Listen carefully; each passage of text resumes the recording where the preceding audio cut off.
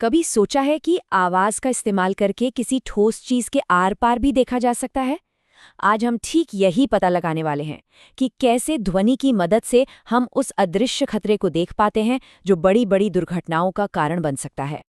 जरा सोचिए, किसी पुल या हवाई जहाज के एक बहुत जरूरी स्टील बीम के अंदर एक छोटी सी ना दिखने वाली दरार धीरे धीरे बढ़ रही है। आज हम उसी तकनीक की पड़ताल कर रहे हैं जो बहुत देर होने से पहले उस दरार को खोज निकालती है। तो चलिए इस इन्वेस्टिगेशन में आगे बढ़ते हैं।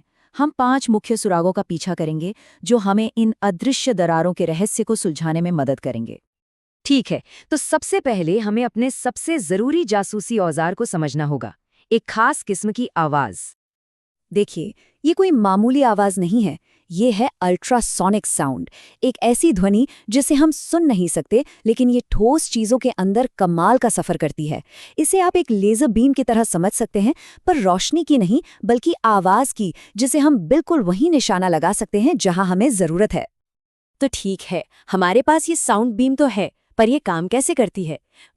ये साउंड बीम भौतिकी के कुछ आसान से नियमों पर चलती हैं, और यही नियम हमारी जांच के सबसे बड़े सुराग हैं।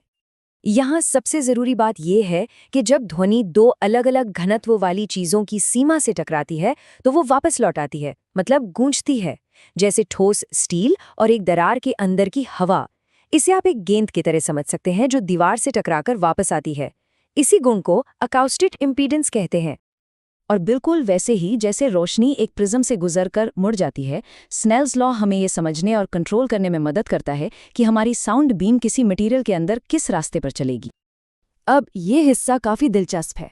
हम 2 तरह की तरंगों का इस्तेमाल कर सकते हैं, एक जो सीधी चलती है, एक तेज ट्रेन की तरह, इन्हें कहते हैं लॉन्गिट्यूडिनल वेव्स, और दूसरी जो एक एंगल पर एक सांप की तरह चलती है, इन्हें शेयर वेव्स कहते हैं। और ये दूसरी वाली मतलब शेयर वेव्स वेल्स जैसी मुश्किल जगहों की जांच के लिए कमाल की है। हाँ, पर ये आवाज हमेशा के लिए सफर नहीं करती। जैसे जैसे ये किसी चीज के अंदर जाती है, ये कमजोर पड़ती जाती है, बिल्कुल एक गूंज की तरह जो दूर से आते आते धीमी हो जाती है। इस प्रक्रिया को अटेन्युएशन कहते हैं, और जांच में हमें इसका भी हिसाब रखना पड़ता है। तो इस जांच को अंजाम देने के लिए एक इंस्पेक्टर को कुछ खास और हाईटेक औजारों की जरूरत होती है। हमारी टूलकिट का दिल है एक खास क्रिस्टल जो एक तरह का जादू करता है। जब इस पे बिजली दी जाती है तो ये आवाज निकालता है, और जब इस पे आवाज वापस टकराती है तो ये बिजली पैदा करता है। इस मैजिक को कहते हैं पीजो इलेक्ट्रिक इफेक्ट। इसी कमाल के क्रिस्टल को एक डिवाइस में लगाया जाता है जिसे ट्रांसड्यूसर कहते हैं। असल में ये हमारी जांच के लिए एक ही समय में स्पीकर और माइक्रोफोन दोनों का काम करता है। ये एक हाईटेक स्टेथोस्कोप जैसा है जो मटेरियल के अंदर की आवाज सुनता है। अब इस ट्रांसड्यूसर से निकलने वाली साउंड बीम को एक टॉर्च की तरह समझिए। टॉर्च के बिल्कुल सामने की रोशनी थोड़ी बिखरी और कंफ्यूजिंग होती है। ये है नियर फील्ड। यहाँ हम कोई सही माप नहीं ले सकते, लेकिन थोड़ी दूरी पर रोशनी की बीम ज्यादा व्यवस्थित हो जाती है। ये है फार फील्ड, और हमारी सारी जांच इसी हिस्से में होती है। ये ट्रांसड्यूसर जुड़ा होता है एक फ्लॉ डिटेक्टर से। ये एक छोटी पोर्टेबल मशीन है जो सिग्नल भेजती है और वापस आने वाली गूंज को एक स्क्रीन पर दिखाती है, ताकि इंस्पेक्टर उसे देखकर विश्लेषण कर सके। अब किसी भी मटेरियल से पूछताछ करने से पहले हमें उसकी भाषा सीखनी होगी, और ये हम करते हैं कैलिब्रेशन के जरिए। इसके लिए हम रेफरेंस ब्लॉक्स का इस्तेमाल करते हैं।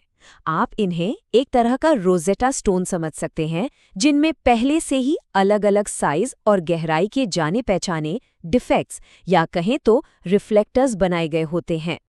तो इन जाने पहचाने डिफेक्ट्स का इस्तेमाल करके हम एक ग्राफ बनाते हैं जिसे डिस्टेंस एम्पलीट्यूड करेक्शन या डैग कर्व कहते हैं।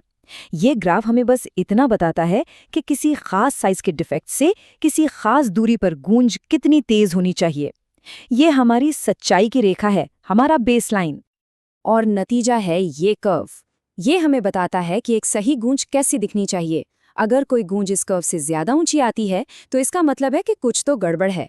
असल में ये हमारा लाई डिटेक्टर टेस्ट है।